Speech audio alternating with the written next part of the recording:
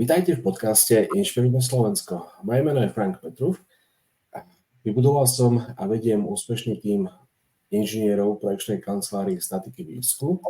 A v tomto podcaste sa venujeme vám na Slovensku, ktorí máte záujem dozvedieť sa niečo nové, dozvedieť sa, ako sa dajú robiť veci ľahšie, lepšie. Máte záujem o nejaké tie inovácie a v tomto podcaste zdieľame naše skúsenosti zahraničných Slovákov a Sloveniek a v dnešnom štúdiu vám môžem predstaviť našeho vzácneho hostia Borisa. Boris je mladý, ambiciózny muž blízko Toronta. Ahoj Boris, ako sa máš? Ahoj Frank, ďakujem za pozvanie. Mám sa výborne a čo ty, ako? Ja super, dneska nám akurát nasnežilo v Írsku. Wow. Som sa tešil, že už tu bude jar a nasnežilo normálne akože 2 centiaky snehu. To je zaujímavé, v Kanade nemáme sneh a v Írsku sneží, naopak. Dúfajme, že za chvíľku tu máme St. Patrick's, tuším o nejaké 2 týždne, tak že bude lepšie počasie, aby sa dalo ísť na parade. Ale inak všetko OK. Tak to je fajn. Na úvod podcastu môžem povedať, že také tie stratégie a riešenia si povieme na koniec tohto podcastu, tak vydržte s nami.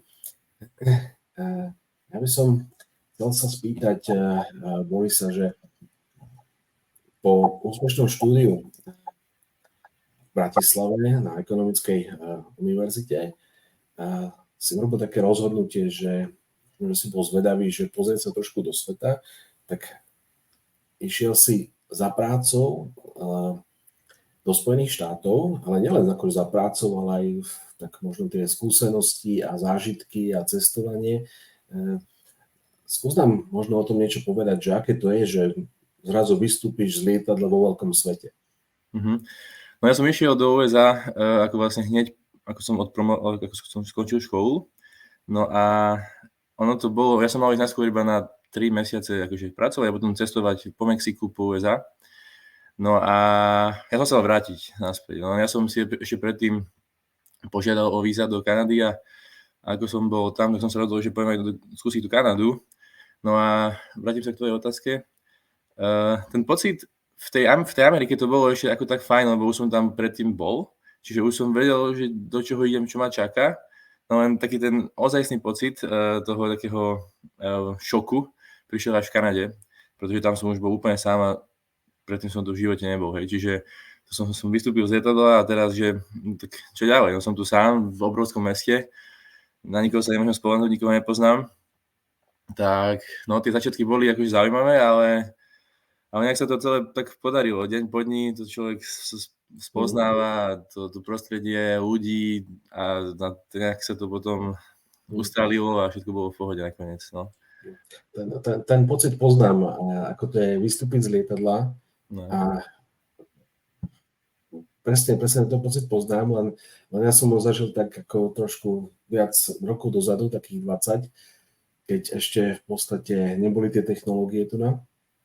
Neboli smartfóny a internet nejako začínal a všetky tie sociálne siete, takže bolo to trošku ťažšie, ale každopádne to, čo je v tej krajine iné, hej, ako kým si to na to človek zvykne, tak len taká malá drobnosť, že hoď som mal trebárs mapu a išiel som v Dubline po ulici, a možno keď nájdeš trošku ďalej, že nejako v centre a tak, ale kde nie sú nejaké tie vyššie budovy, tak pozerám, že na akej ulici vlastne som, hej, pozerám. Na Slovensku to je zvykom, že máš nejakú tú cedulku na rohu domu nejakého, že vieš, aká ulica. Tam pozerám žiadne cedulky. Až po hodnej chvíli som si všimol, že počkaj, tu v tom trávniku je tak meter nad zemou taká cedulka na ulici. Aha, ty brďo. To sú drobnosti a keď si sám vlastne takové, že vystúpiš z toho lietadla, tak no, chvíľku to trvá, kým sa na to človek zvykne. Áno, také akože ako si kúpiť lístok na autobus a také maličké, človek na to musí prísť. Presne tak, no. If you are multitasking, please come back to us. Boris, ako by si opísal, čím ťa oslovili ľudia v Amerike, v svojom Utahu a potom ľudia v Kanade, v Toronte, myslím tým možno ich správanie, mentalita, akí tam boli ľudia, akí tam sú ľudia? No, prvá taká vec, ktorá mi takže utkvela, bolo, že na obidvoch miestach sa ľudia viac usmievajú, mám taký pocit. Tá nálada, taký ten úsmev na tvári ľudí je oveľa väčší a je častejší, by som to povedal. Tak vo všeobecnosti. Potom druhá taká vec, ktorá sa mi veľmi páči aj v Toronte, aj v Utahu, bolo, že sa ľudia navzájom zdravia, akože aj čisto cudzí ľudia na ulici. Proste, že je taký príklad, keď som bol minulý týždeň behať ráno tuto v Mississauge, tak proste asi 5 ľudí mi pozdravilo len tak, že hi, how are you, good morning. Ani, samozrejme, nikdy som ich nevidel, ale to sa napríklad na Slovensku veľmi nedeje. Aj v tých veľkých mestách, ani v tých menších veľmi už tiež nie. Na dedinách ešte asi áno. Že to je taký rozdiel a to sa mi veľmi páčilo, mi to tak dáva takú energiu stále, že proste, keď ma niekto pozdraví a je to také, usmeje sa na mňa a je to fajn. To je taká vec, ktorá je super. A potom ešte som si tak všimol, že je tam taká jedna vec, ktorá je taká prízračná, aspoň pre tú Kanadu minimálne, pre tých Kanaďanov originálnych, tak to, že si doprajú navzájom. Že proste, že naozaj sa tešia pre toho druhého a doprajú tomu človeku, keď ho príde na návštevu, alebo keď sa s niekým rozprávajú, tak sú takí, že sa zaujímajú a doprajú si navzájom. Čiže asi tieto 3 veci sa mi tak v hlave nejakým spôsobom zaknihovali a no to je tak všetko, no, z týchto. Ono to je také, by som povedal, aj tu na Výsku to je úplne bežné, že stretneš cudzinca a nikoho nevidel si ho predtým a nadviažeš taký ten nočný kontakt a Presne. tí ľudia sa pozdravia, že ako sa máte, ako sa vám darí a takto, hej. A ono to je skôr taký prejav, že tí ľudia sa vlastne rešpektujú navzájom. Hej, že v tej chvíli tam si, hej, že ťa neignoruje, že sa netvári, že ťa nevidí vlastne. Hej.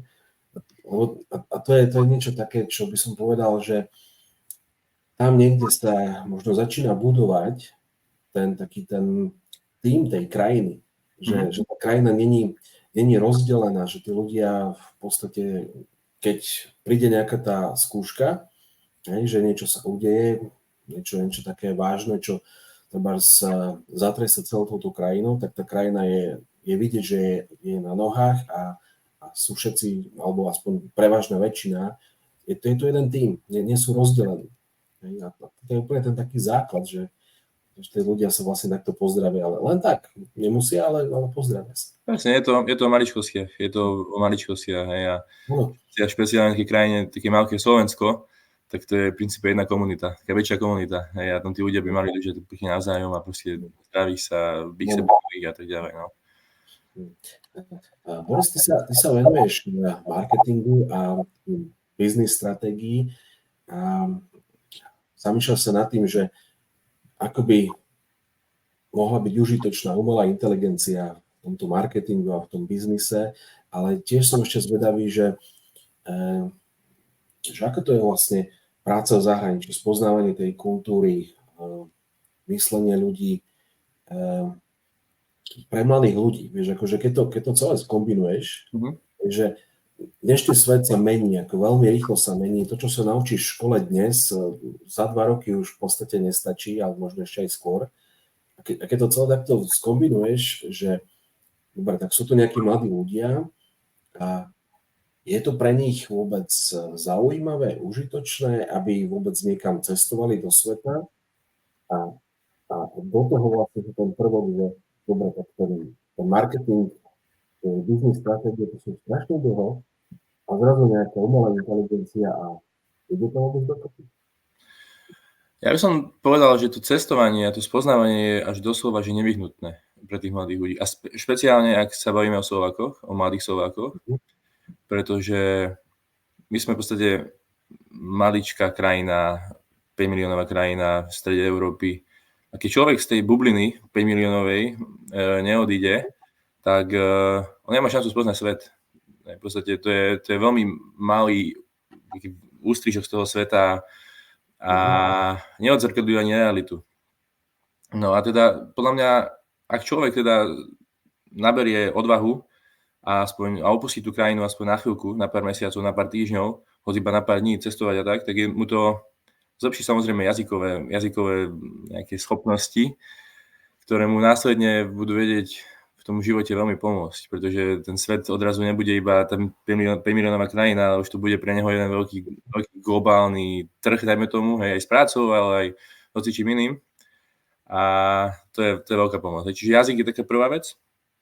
A druhá je také všeobecné obzory, hej, že vlastne aj keď niečo človek chce, dajme tomu na Slovensku vybudovať, chce niečo spraviť, podnikať alebo niečo posunúť, tak tiež by mal mať ambíciu myslieť vo veľkom, ale aj keď nemá, tak je dobre sa inšpirovať inými krajinami, ísť vidieť to a prísť naspäť a potom to aplikovať v tej svojej krajine.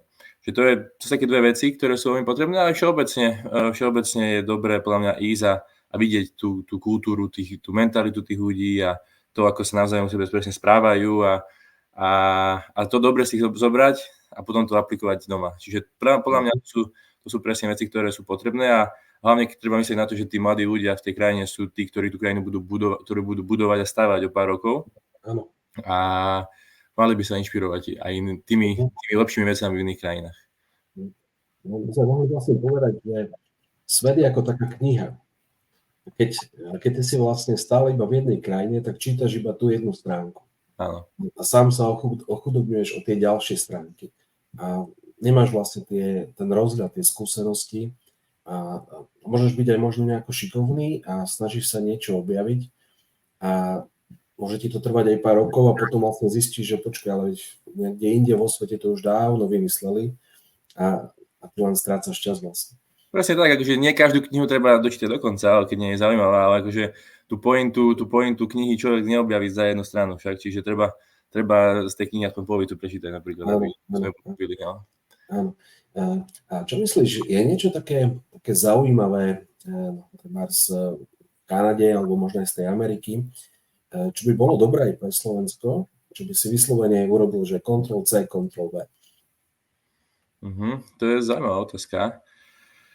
No isto s tým zdravením, čo sme už spomenuli, to je podľa mňa taká vec, čo je super a to by sa akože mohlo aplikovať.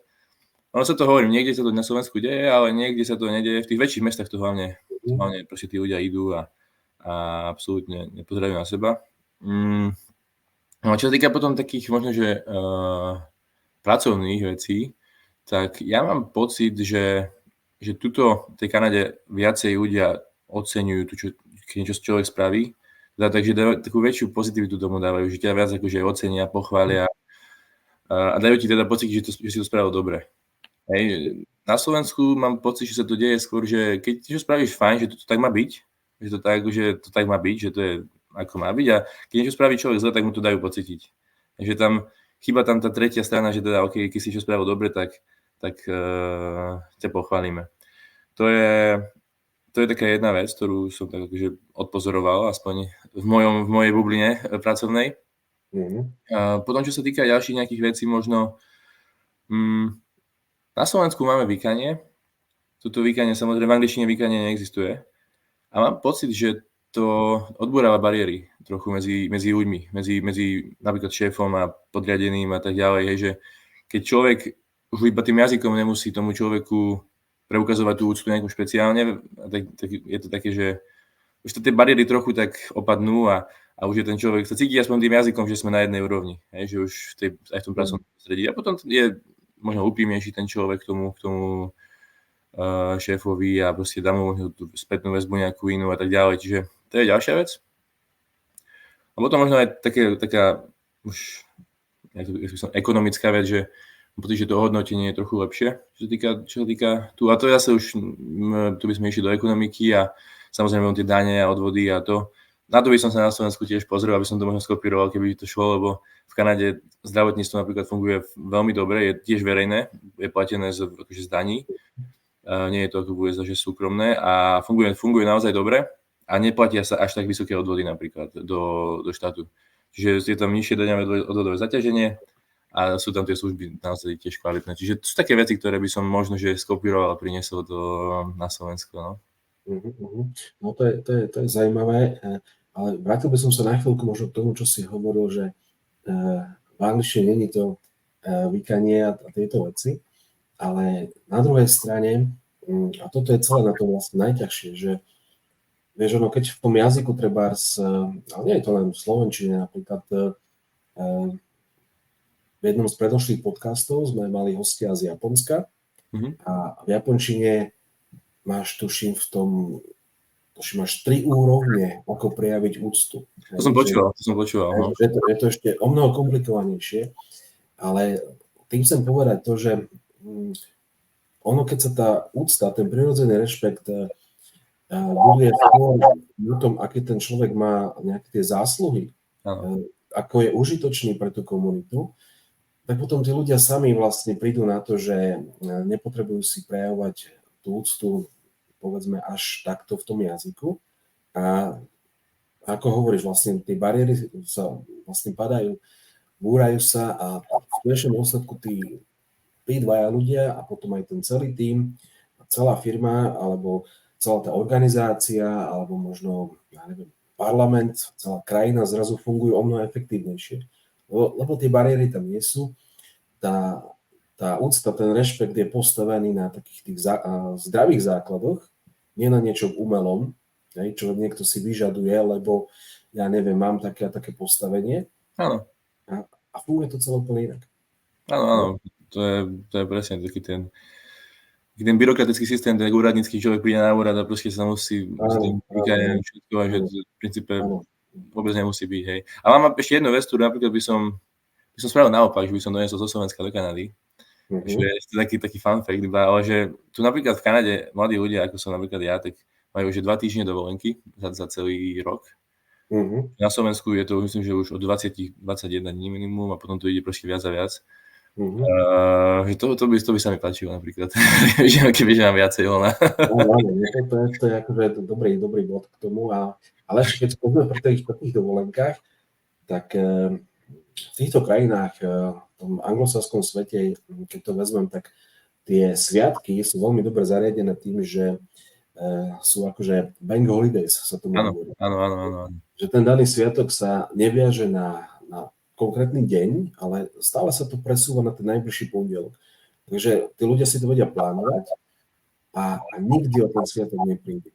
Môže sa stať, že akurát taký rok vyjde, že celkom slušný počet tých sviatkov a furt to vyjde na ten víkend. Hej. A tí ľudia to ako, nie je to dobré, hej, a ono keď ten nápad, že tie bank holidays, je to ten pondelok, všetci si to vedia naplánovať, ľudia si väčšinou vezmú dovolenku v piatok, máte 4 dní voľna, takisto aj ten priemysel, ako ten turizmus a všetci si to vedia vlastne naplánovať dopredu, že toto je long weekend, prídu hostia a jednoducho má to viacero výhod. Je to super, ja som tu pozeral, napríklad som to porovnával na Slovensku, že slovenské sviatky a kanadské sviatky a zase tam je ten rozdiel, že na Slovensku máme v princípe, že dvojnásobne viac sviatkov ako v Kanade napríklad. Hej. Čiže že ono sa to asi aj kompenzuje tými víkendmi, že keď niečo príde na víkend, tak to vykompenzuje, ale hej, tá idea je podľa mňa veľmi dobrá, lebo človek fakt, že keď máš 6-7 sviatkov za rok, tak nepríde v princípe o nič, čiže to je to fakt. Áno. Je to niečo také stabilnejšie, že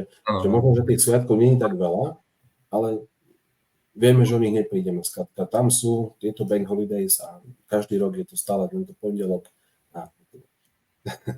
Presne. No. Dobre, ja by som teraz prešiel k tým trom bodom, ktoré som spomínal, tých stratégií. Vydržte s nami. If you are multitasking, please come back to us.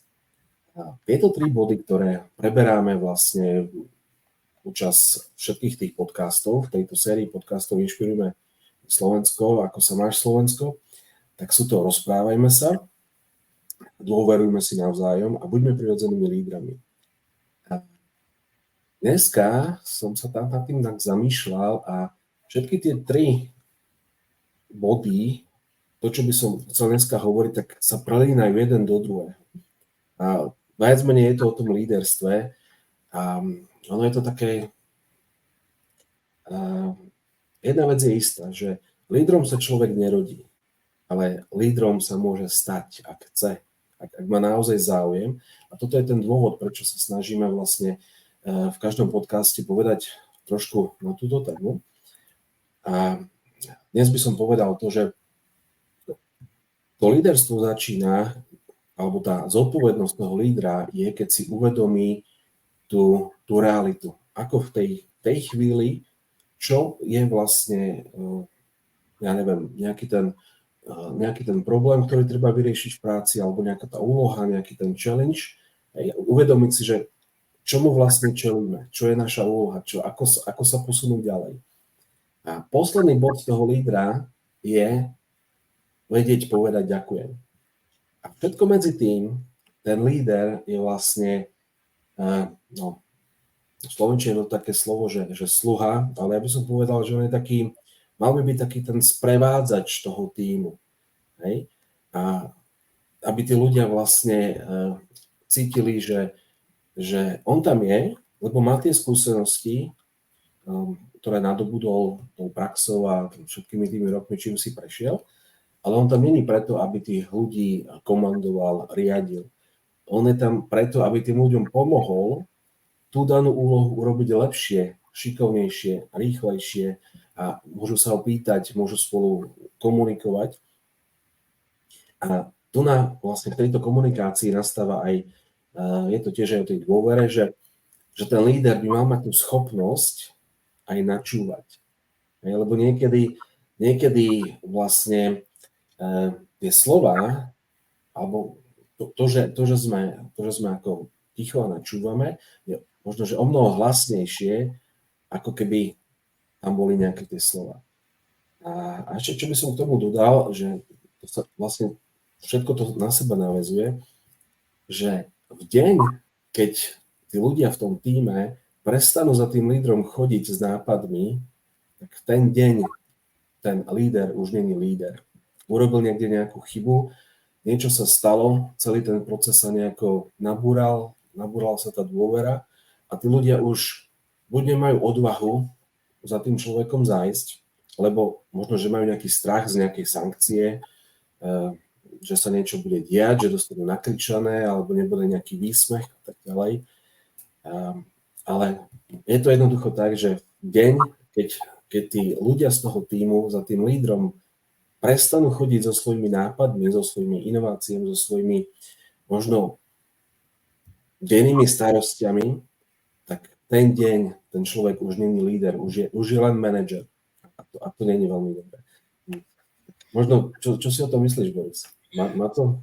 Má to hlavu a petu a hlavne súhlasím s tým, že ten líder v podstate je ten servant, že v podstate slúži tým ľuďom, že on je tam na to, aby ich posúval vpred, aby ich formoval, aby im pomáhal rásť. Hej, a proste a tá myšlienka tiež s tým, že on musí za tým ak ľudia prestanú za ním chodiť, tak v podstate zlyhal niekde, alebo niečo sa stalo a už to nefunguje. Hlavne stratili dôveru tí ľudia, si myslím, v tom bode a už mu neveria, už nemajú dôvod za ním vlastne prísť a už nevedia, ako by im vlastne ten človek vedel pomôcť, ako by ich vedel posunúť vpred. Čiže áno, to je veľmi dôležité. A to líderstvo líder môže byť každý, môže byť otec doma v rodine, môže to byť hocikto. A je veľmi dôležité, aby sa ľudia nebali tej zodpovednosti a skúsili prebrať tú zodpovednosť a skúsili možno aj pomocou nejakých malých krokov formovať tých ľudí okolo seba a ukazovať im ten správny smer a tak ďalej. A myslím, že to vtedy aj tú krajinu posunie vpred aj tú spoločnosť. Čiže tí lídri by sa mali objavovať v tom každodennom živote aj nie len v práci a nie len v politike. Áno. A to je dôležitý jeden bod, že ak si uvedomíme, že ten daný challenge, tú danú úlohu alebo nejaký problém nevyrieši nikto iný za nás, len my sami. Presne tak. No. A existuje, ja myslím, že asi najlepšie sa to dá povedať tak, že človek, ktorý dokáže vyriešiť problém, tvoj problém, vieš, aký to je človek? Neviem, aký. Ak sa pozrieš do zrkadla, tak ho nájdeš. Áno, pravda. To je presne ono. Hej. Boris, ďakujem ti za prijatie pozvania do podcastu Ako sa máš Slovensko. Želám ti veľa úspechov, pracovných aj osobných. A na záver ťa ešte poprosím o také posolstvo, čo by si chcel rozdať našim divákom, poslucháčom? Tak ja by som možno povedal, že nech sa ľudia navzájom rešpektujú, nech sa majú radi, nech sa usmievajú na seba. A tým mladým ľuďom by som odkázal teda, nech sa neboja ísť, nech sa neboja vycestovať, nech sa neboja objavovať. Ono stále sa môžu vrátiť na Slovensko, stále môžu prísť. Teda nech všeobecne ľudia skúšajú hľadať rôzne cesty vzdelávania, posúvania sa vpred a objavovania nových vecí. Nech športujú, nech sa zdravo stravujú a nech majú dobrý život. Čiže to je také moje poslanie. Ďakujem, Boris. To bolo naozaj akože také veľmi, by som povedal, do dnešnej doby uponáhlané, veľmi, veľmi také dobré posolstvo. Ak sa vám náš podcast páčil, neváhajte nám pomôcť, sme tento podcast vedeli dostať na vyššiu sledovanosť. Zdieľajte, lajkujte a na našom e-maili studio@inšpirujme.sk sa tešíme na vaše konštruktívne podnety, nápady. Ahoj Boris, čau.